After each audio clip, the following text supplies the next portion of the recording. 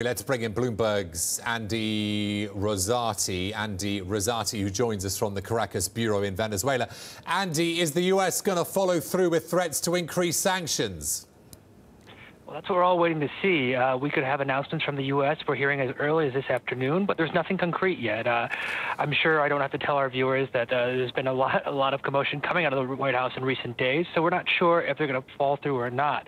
But U.S. Senator Marco Rubio from Florida said that he had urged the president to take swift and strong actions, especially on the oil sector, yesterday. So we could have news coming very soon. How devastating for the economy would it be, Andy, given the close ties, economic ties between the two nations? Well, the U.S. buys about 1/3 of Venezuela's total crude output, and Venezuela is dependent for about 90 exports account or crude exports, account for about 95% of those.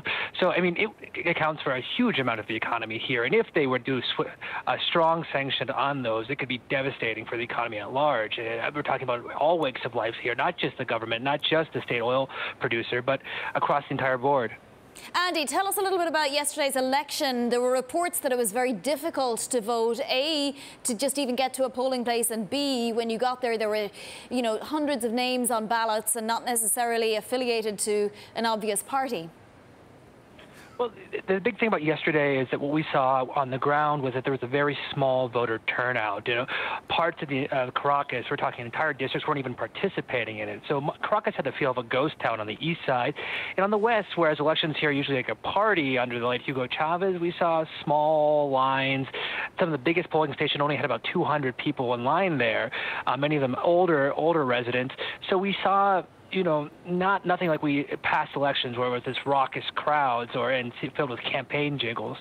We also saw that on the east side, which is an opposition stronghold, people barricaded streets, they clashed with National Guardsmen, there was tear gas over bullets, even an explosion went off in one area of the city.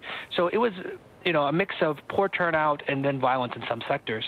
Give us an update on how people are managing. How are the conditions? Can people even get food? Yeah, what's happened in Venezuela over the past year or so, we've seen products return to shelves, but at much higher prices. And so the problem we're seeing now is Venezuelans are really struggling to make ends meet amid this triple-digit inflation. We're not seeing these vacant store shelves, even toilet paper, eggs, milk, these staples that were hard to find a year or 2 years back. They're appearing, but at much higher prices that the average Venezuelan simply can't afford.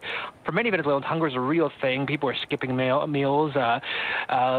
Literally tightening belts, and the infant mortality is up. So it's a real threat here for many Venezuelans.